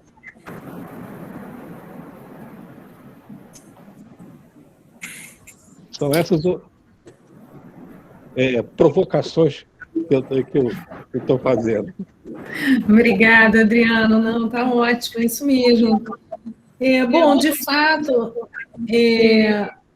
perguntar se equilíbrio das contas públicas versus investimento, eu acho que não se pode falar em investimento sem equilíbrio das contas públicas, né? O objetivo final é realmente abrir espaço fiscal. Tá? E esse espaço fiscal ele vai ser usado para quê? Para investimento, com certeza. O que a gente percebe no setor público é que essa margem de investimento ela só tem caído, né, ao longo do tempo, né, para todos os entes, para a União, para os estados, aqui no município do Rio de Janeiro. E apesar do que me surpreendeu positivamente até que ainda se faz investimento aqui. Tá? Já vi estado com um orçamento de 4 vezes esse valor do município do Rio, com menos investimento do que o município do Rio está pretendendo fazer. Então, nós não queremos chegar a esse limite, com certeza. Não queremos chegar nessa situação, porque é o que se corta, né? Despesa obrigatória é aquela despesa que a gente não pode deixar de fazer. Novamente, em relação à pandemia, eu acho que foi justamente a experiência que estamos passando agora da pandemia que a gente percebe isso, né? A situação fiscal ela se deteriora por conta da pandemia, mas eu não quero prejudicar o meu servidor por conta dela. Então, assim, os indicadores vão continuar a ser analisados? Sim, mas as medidas não precisam necessariamente ser tomadas, né? Então, acho que era um pouco dessa ideia de tentar afastar a questão da pandemia, né? Essa experiência, eu acho que ela é muito interessante. A gente vai ter muita história para contar ainda sobre ela. Espero que só tratando naturalmente das histórias positivas, tá, gente? Sem querer entrar no aspecto social que a pandemia está trazendo para as nossas vidas aqui. Mas, em relação à gestão fiscal, a gente, de fato, está vivendo um período totalmente atípico. E a gente está experimentando algumas coisas, digamos assim. Então, acho que até afastar as medidas necessárias no momento de pandemia, seja ele causado por uma calamidade pública do jeito que nós conhecíamos antes, ou agora, eu acho uma medida bem razoável, assim, né, pensando dessa forma. Bom, eu não sei se eu consegui pegar todos os seus... as suas dúvidas. Eu acho que a gente fica realmente sempre pensando nessa questão da despesa com o pessoal, esse indicador, quando a gente começa a perceber o desequilíbrio que ocorre já em alguns entes, como é difícil ajustar isso, né? Porque, de fato, a gente prejudica o servidor ativo, enquanto que o servidor inativo é imexível, né? A gente não tem mecanismo para fazer qualquer ajuste à despesa com o pessoal de inativos e pensionistas. A reforma da Previdência até trouxe algumas ferramentas nesse sentido, não para penalizá-los de alguma forma, mas para tentar trazer o ajuste também para os inativos e pensionistas, não só para os ativos, que foi a possibilidade de poder ser feita a cobrança a partir de um salário mínimo da alíquota de contribuição, né, do servidor. E é uma medida que não está sendo adotada por esse governo, mas que eventualmente poderia ser necessária num governo futuro, numa situação fiscal futura. A gente não sabe. Vários estados fizeram isso porque deixaram a situação se deteriorar de tal forma que fica incumprível, digamos assim, um retorno ao limite da lei de responsabilidade fiscal no que tange a despesa de pessoal. Então, é um desafio mesmo. É um desafio, acho que, novamente, é importante debater. Tem prós e contras, digamos assim, esse ajuste, ele acaba sendo, de alguma forma, recaindo sobre a despesa com o pessoal. Eu acho que trazer o corte em cargos em comissão e em cargos especiais é valorizar o servidor, tá? Porque a gente não está tirando, digamos assim, nenhum tipo de... A gente está valorizando aquele servidor que é de carreira. A gente está justamente tentando ajustar uma situação fiscal temporária também por uma despesa que pode ser temporária, ela pode ser retirada e pode ser oferecida novamente ao servidor no futuro. Então, são decisões difíceis de todo jeito, não precisam, o impacto de cada uma delas, com certeza, uma vez tendo que ser tomada, ela vai ter que avaliar a situação da época. Novamente, esse novo regime fiscal, ele não é uma lei pensada para ser utilizada imediatamente. Ela é uma lei pensada para ser utilizada sempre, porque dá tristeza receber um Estado numa situação fiscal deplorável. E é isso que a gente quer evitar. O governo, ele quer evitar que essa situação se repita, que seja permitido fazer, porque apesar de, às vezes, o servidor, ele percebe isso a olhos nus, né? O servidor da contabilidade, o contador, o controlador, quem trabalha com orçamento, ele percebe isso na gestão. Ele começa a ver os números se deteriorando. Mas o que a gente pode fazer? A decisão não está na nossa mão, né? Então, é uma forma de tentar trazer aquilo que nós enxergamos também para a alta gestão. Eu acho importante. Eu não tenho, assim, eu não tenho o que dizer em relação à questão de o custeio ser compensado com despesa com pessoal. Novamente, é uma despesa com pessoal temporária, né? Em cargos especiais, enfim. Agora, não é possível se falar em investimento sem uma gestão fiscal responsável. Se a gente não tiver poupança corrente, a gente não consegue investir. Por isso que eu acho que esse indicador ele tem maior peso, inclusive considera os últimos anos, para que haja uma pressão mesmo para que ele seja perseguido não só durante um exercício, mas continuamente. E ele afeta a nota final terrivelmente. Então, assim, deixar as nossas despesas correntes alcançarem patamares de quase totalidade das receitas correntes, insustentável no longo prazo. Bom, é isso. Não sei se eu correspondi à sua expectativa. Desculpa, Adriano, mas... Respondeu muito bem, eu agradeço. Agora, eu vou fazer uma pergunta de uma participante, Gilza Mello. Ela pergunta: professora Andréia, essas medidas para conter a despesa de pessoal será aplicada no Poder Legislativo e Executivo? Será para todos os servidores municipais? E os cortes em custeio, se houverem, atingirá o Executivo e o Legislativo? Ela emenda aqui numa outra questão. E se sabemos que a receita de estados e municípios provém de repasses da União, há alguma proposta de aumentar os repasses da União por causa da pandemia? Pensar em uma espécie de compensação? Há uma proposta de aumentar a receita do município? Foram esses dois questionamentos que ela fez. Gilza, obrigada pela sua pergunta. Então, vamos lá. É uma proposta do Poder Executivo. O Poder Executivo, ele vai ser um grande exemplo de ação. Cabe ao Poder Legislativo editar suas medidas de ajuste. Se fosse proposto uma emenda constitucional, e aí nós estaríamos engessando por demais, digamos assim, essas medidas e esse projeto, tudo, né, trazendo isso para a lei orgânica, né, do município, aí sim poderíamos falar em medidas que também incorporariam o Poder Legislativo, e não é o caso.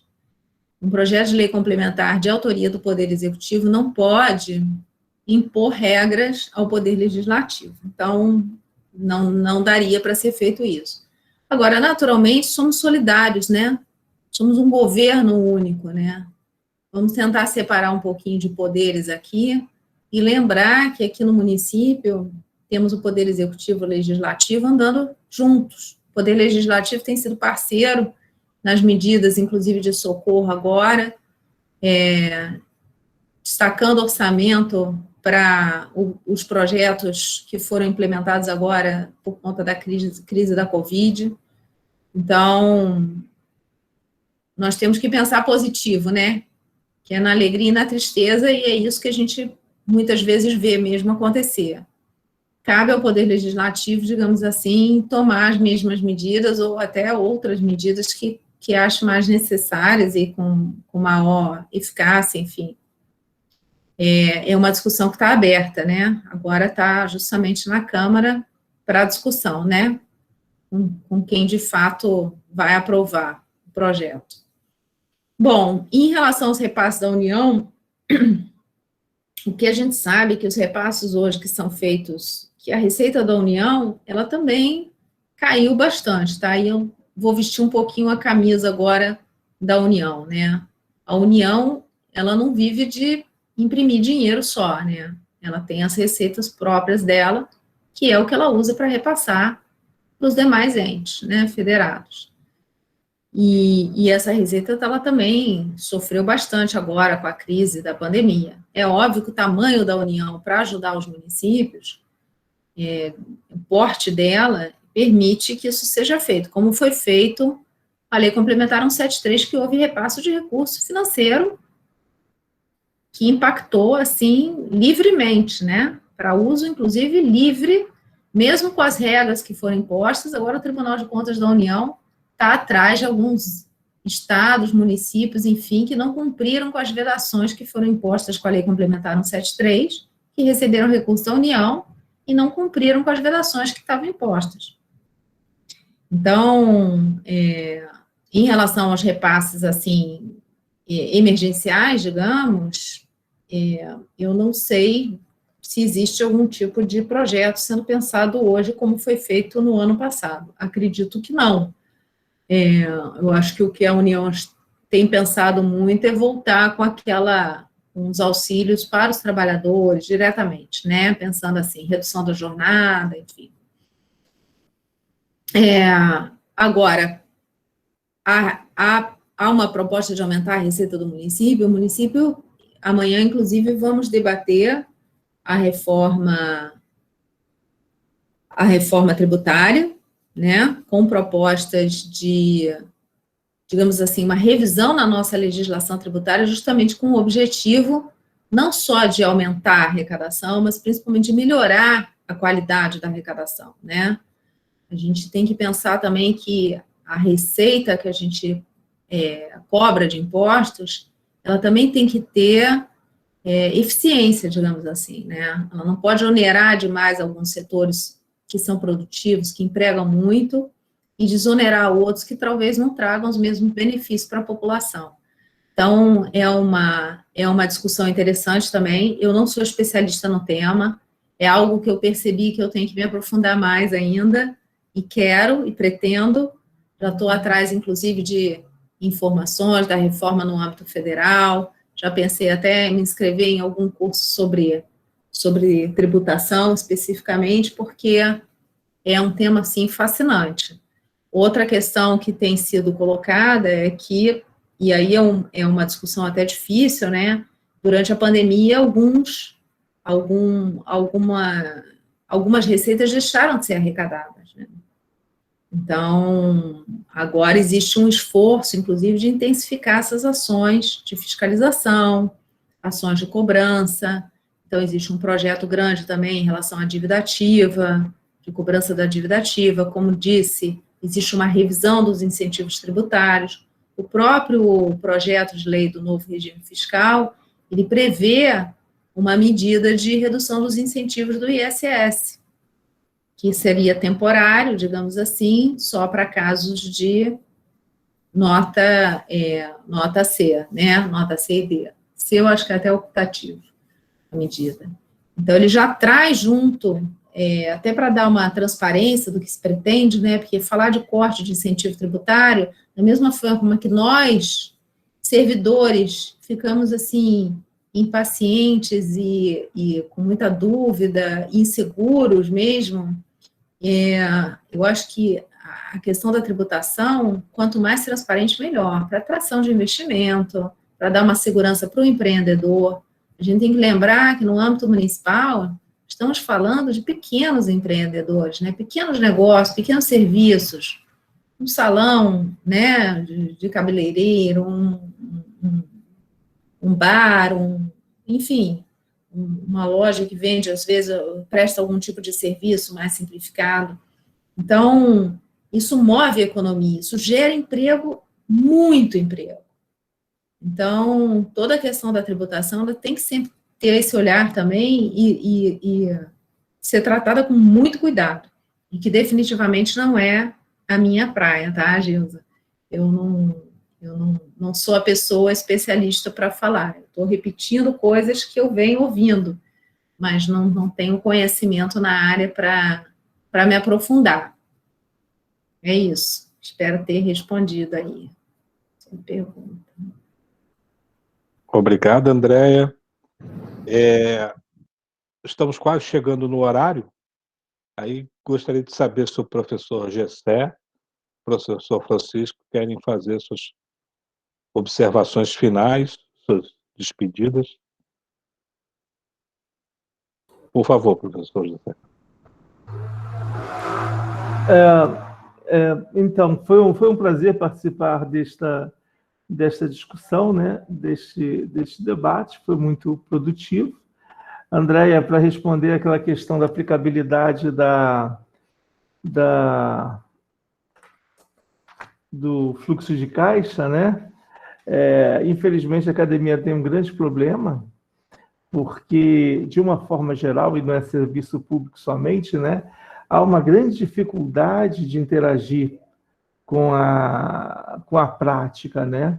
As empresas, elas não abrem as portas para a academia. Quando nós falamos de custos, por exemplo, né? Que é uma área muito rica, muito interessante, né? A nossa literatura é praticamente toda norte-americana, né? Porque lá há esse debate, né? As empresas chamam a academia para discutir esse assunto porque elas precisam melhorar, precisam inovar na produtividade. No Brasil, infelizmente, nós não temos isso. E setor público, nessa área, está começando a ter. Mas nos outros segmentos não existe, né? Então, de uma forma geral, a parceria entre a prática profissional e a academia, principalmente em contabilidade, ela é muito pouca. Ela quase não existe, né? Infelizmente. Isso dificulta muito o desenvolvimento da pesquisa em contabilidade, em inovação, em novas metodologias. Estou falando de uma forma geral, estou falando do Brasil inteiro, né? Estou me especificando em nada em particular. Mas, aos poucos, há de se vencer isso, né? É da troca de ideias, é do diálogo que nós crescemos, né? Como pessoas e as instituições também avançam, né? E a sociedade avança. Foi um prazer esse diálogo, essa oportunidade dada pelas Contes. Espero que a gente possa fazer outras no futuro. Isso é muito importante. Inclusive, eu tenho aqui alguns alunos do mestrado participando, né? Inclusive, fizeram perguntas aqui. Isso é enriquecedor. Muito obrigado. Obrigado, Francisco. Professor José?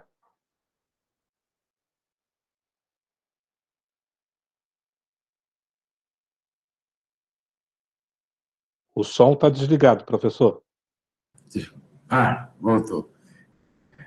Agradecer novamente, né, a oportunidade. Eu acho que o tema é extremamente relevante nesse momento. Eu vejo como um grande desafio que é alcançar essa melhora na poupança corrente, né, que sem haver essa sobra, né, de receita corrente, não vai conseguir haver investimento. Sem investimento, quer dizer, a arrecadação vai só contribuir para o funcionamento do próprio órgão sem ter aumento de atendimentos, né, para a população. Eu acho assim importante, eu gostei muito, né, confesso que não me aprofundei muito ainda nos detalhes assim do regime, mas um pouco que a professora conseguiu nos mostrar aqui, deu para perceber que ele é de extrema relevância para as finanças aqui do município do Rio de Janeiro, né? E parabéns, mais uma vez, né? E dizer que nós estamos, assim, realmente ansiosos de ver essa melhora, né? Que todos nós aguardamos no sentido de haver mais atendimentos com qualidade, com eficiência. Muito obrigado, mais uma vez. Obrigado, professor. Andréia?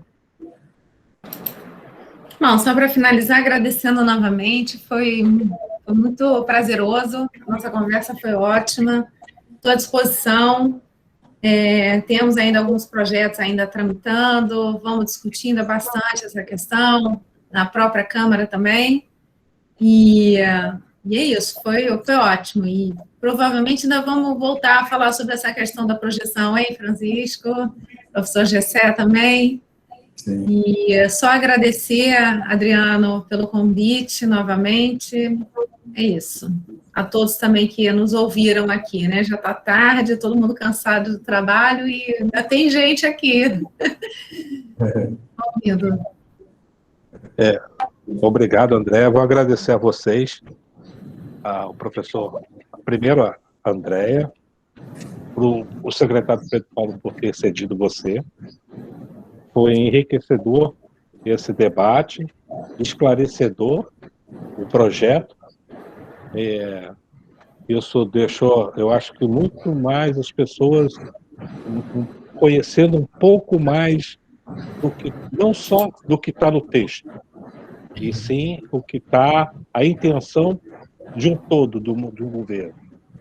Isso é importante. Agradecer ao professor Francisco, o amigo Francisco, pelas suas colocações, as suas provocações, enriquecendo bastante a questão conceitual. É um debate bem antigo que a gente tenta provocar, que é a questão de custos das despesas públicas, né? E no Brasil falta bastante isso, apesar de estar sendo muito provocado pelo IFAC, só que nós caminhamos a passos de tartaruga. Mas um dia a gente pode ver a implantação dos custos no serviço público. Professor Gessé, agradecer também a sua participação, enriqueceu o debate. Muito obrigado pela sua participação. Agradecer aos participantes que se puseram a acompanhar, e sempre é um enriquecimento de informação, de conhecimento sobre o tema, e o tema é muito complexo. Ele não vai só na questão de problema de pessoal, né? Problema que vai atingir o pessoal, mas que tem a questão principal, né? Que a gente procura é o controle como um todo. Se você não tiver controle da despesa, você está perdido, né? Não tem administração, não tem gestão que consiga sobreviver sem controle.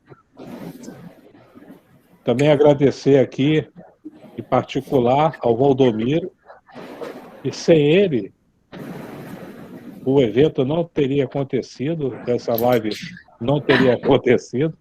Eu sou muito cru na questão tecnológica, então ele conseguiu viabilizar essa live.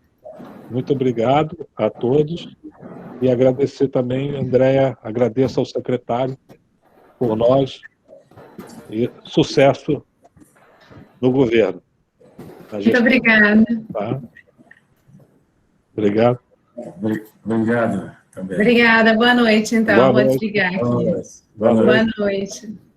Boa noite a todos. Boa noite. Boa noite a todos. Boa noite.